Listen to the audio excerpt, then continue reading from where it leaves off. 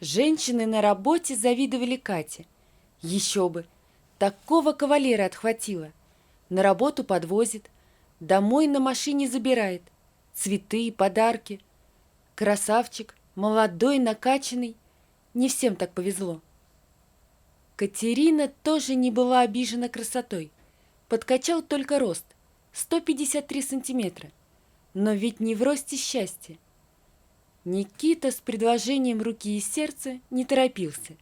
Да и Катерина особенно не настаивала. Хотела лучше узнать будущего мужа.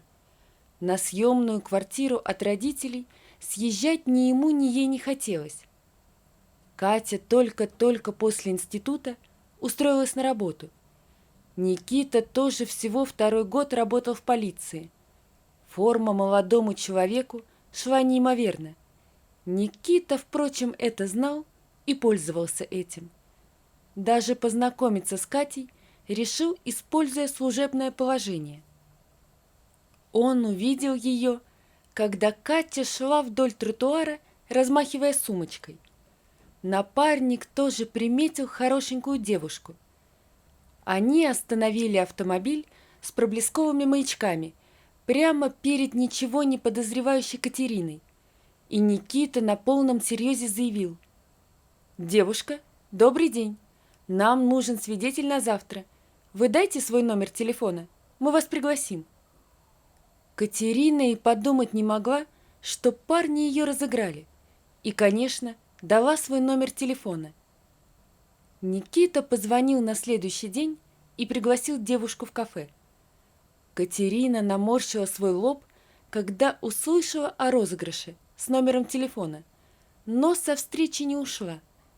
Романтических встреч у нее давно не было, а тут Никита.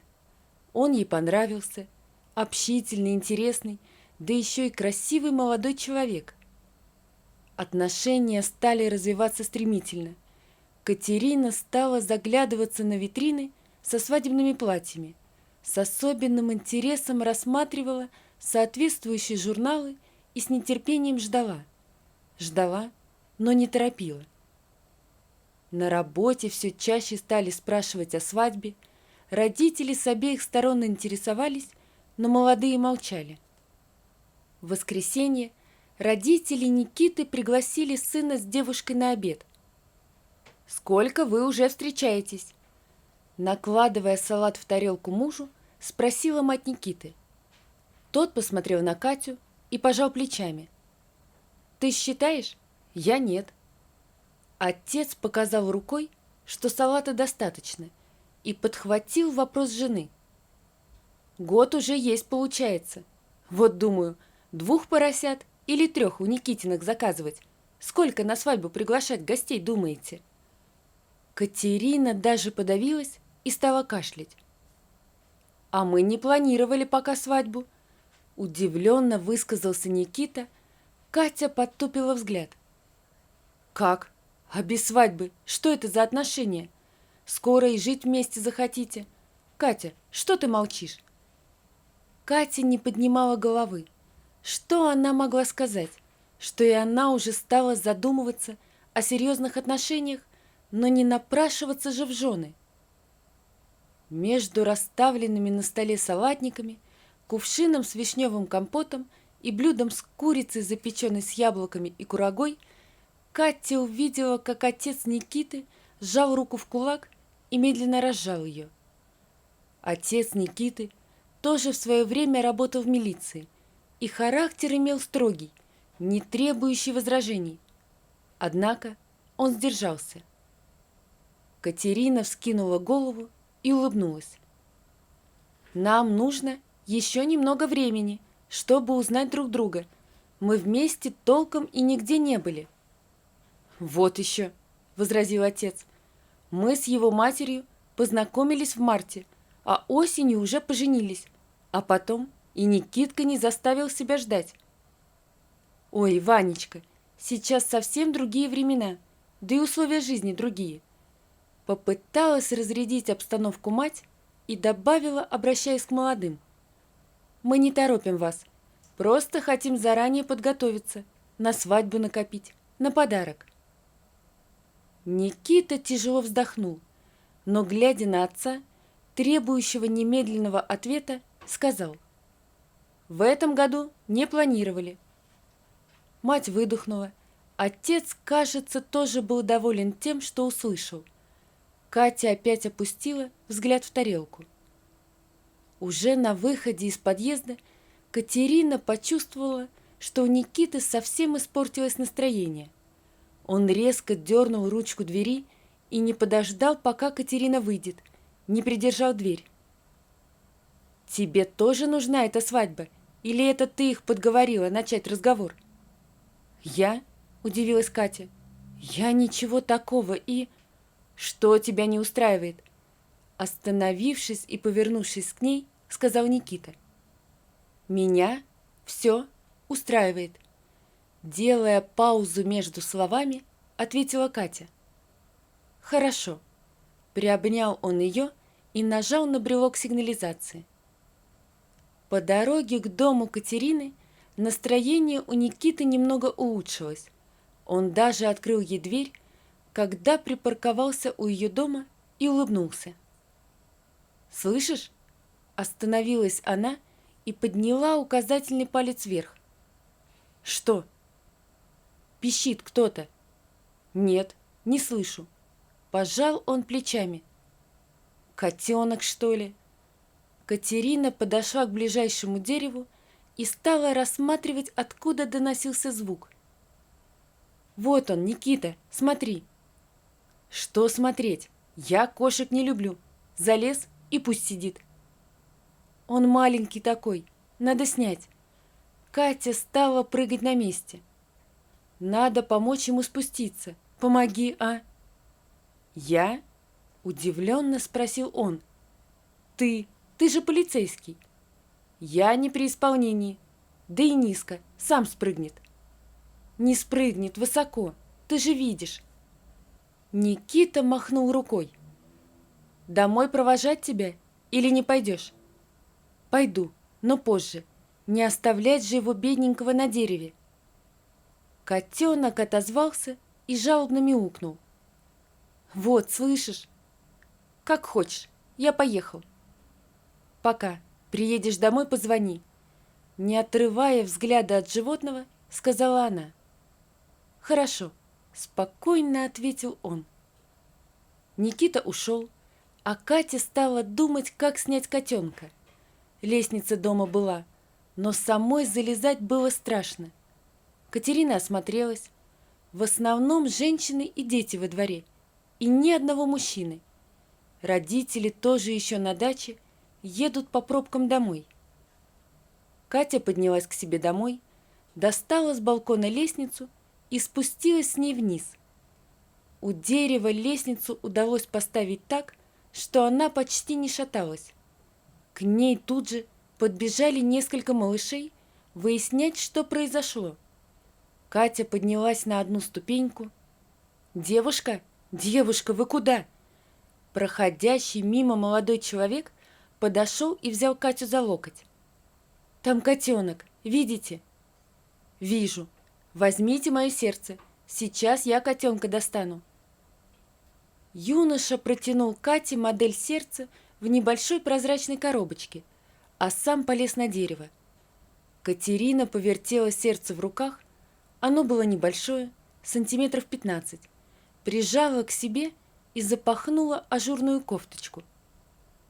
«Вы бы все равно с лестницы его не достали, у вас рост меньше моего», сказал спустившись с котенком на руках незнакомец.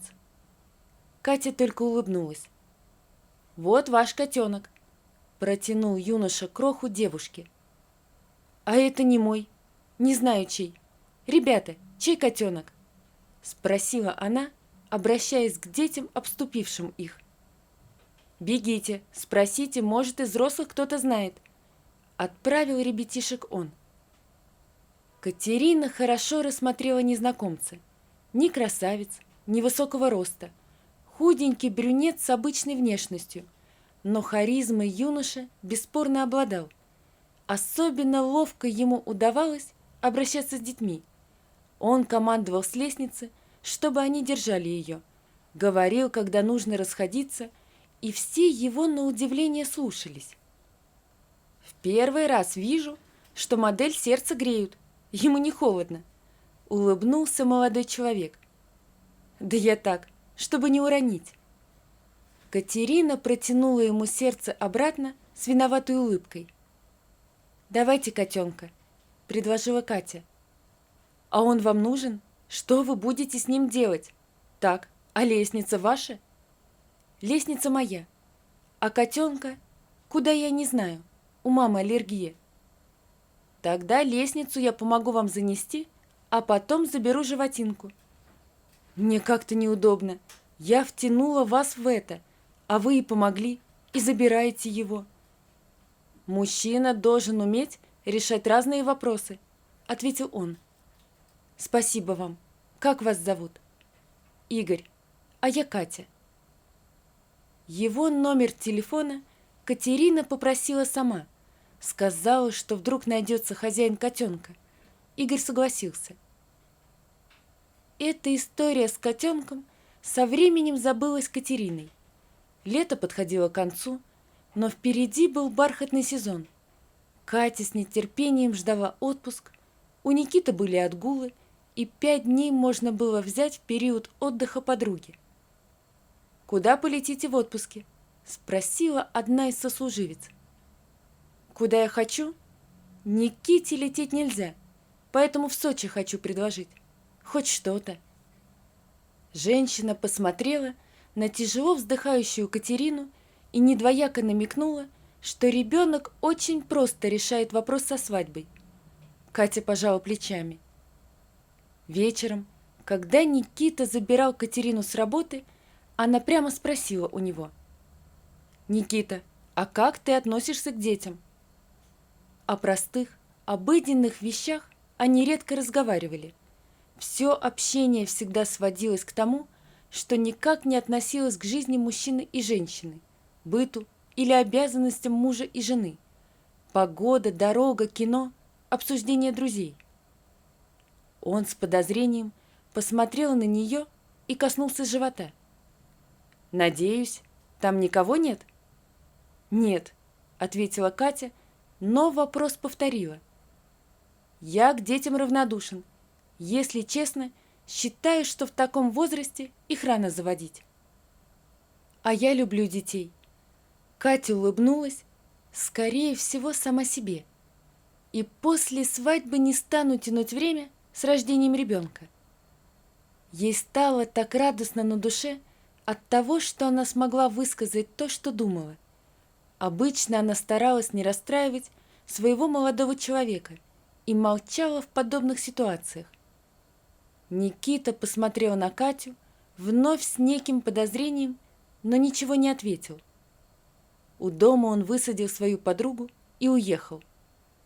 Катя еще постояла у подъезда и уже собиралась открыть дверь, как из окна первого этажа выглянула соседка с испуганными глазами и принялась кричать, хватаясь за голову. «Машка померла!» Выла она. Катя быстро вошла в подъезд и забежала в квартиру Марии Семеновны, что жила на первом этаже. «Катя, вот что же это? Я шла, дверь открыта, а она у порога лежит». Девушка тут же вытащила из сумочки телефон и набрала номер Никиты. «А я тут при чем? Звоните в скорую». «Ты же полицейский!» — воскликнула Катя. «Я не на дежурстве. Звони, приедут». Катя тут же нажала на отбой и принялась дрожащими от волнения пальцами тыкать на клавиши. «Слушаю», — раздался в трубке мужской голос. «Скорая, тут женщине плохо, улица Мира, 6. «Это не скорая, я Игорь». «Что же я не туда жму? Игорь, миленький, вы же доктор, нам нужна помощь. Если можете, помогите». «Вызывайте скорую, я бегу». Игорь очутился у подъезда уже через 5 минут. Он, тяжело дыша, забежал на площадку у квартиры и, ничего не расспрашивая, уложил старушку вдоль коридора. Действия его были слаженные, уверенные. Он проверил, дышит ли женщина. Быстро расстегнул пуговки на кофте, приподнял ей ноги, засунув под них коврик, и слегка похлопал Марию Семеновну по щекам. Она почти пришла в себя и попыталась сесть. «Инсулин, там, у меня». В полуобморочном состоянии указала она на черную сумку, что лежала рядом с ней. Когда все самое страшное было позади, и Марию Семеновну в больницу забрала скорая помощь, Катерина выдохнула. Она сделала это громко и с особым облегчением. «Да, все обошлось», — вторил ей Игорь. «Как хорошо, что вы доктор. Спасибо вам, Игорь». «Я не доктор», — улыбнулся он. «Я учитель биологии». Катя от удивления даже округлила глаза. В тот день, когда она держала в руках модель сердца, она была точно уверена, что перед ней врач. Кому еще в голову придет таскать с собой пластиковое сердце? О других профессиях Катерина даже не подумала. «Давайте я напою вас чаем, Игорь, или вы спешите?» «Нет, я шел с работы, и от чашки чая или стакана воды не откажусь». Катерина почему-то замерла на секунду и спросила. «Игорь, а как вы относитесь к детям?» Я их не просто люблю, я их обожаю». Расплылся он в улыбке. «Жду не дождусь, когда наступит сентябрь». Катерина указала на дверь. «Вот мы и пришли. Мама, папа, я не одна». «О, Никита зашел в гости?» — спросила мать. «Нет, это Игорь. Он нашу соседку Марию Семеновну сегодня спас. Ее, правда, увезли на скорой, но, думаю, теперь все будет хорошо». «Здравствуйте», — чуть наклонившись вперед, произнес Игорь. Мать Катерины прижала руки к груди, потом опомнилась и стала приглашать. «Не стойте в дверях, проходите, за стол, у меня и ужин готов, все расскажете». В следующем году в кабинете биологии школы номер 5 на 1 сентября было шумно. Игорь Сергеевич поднял руки вверх и сказал ребятам, чтобы они успокоились. Дети немного притихли, но все еще несли к столу учителя пакеты и цветы. «Ребята, я же просил не дарить мне в первый учебный день цветы. Не создан я для подарков». «А это не вам, Игорь Сергеевич.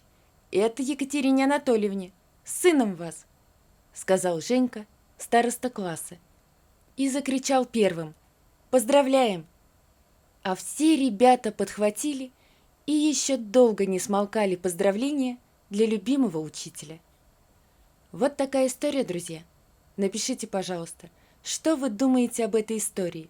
Не забудьте подписаться на канал и поставить лайк. Всего вам доброго. До свидания.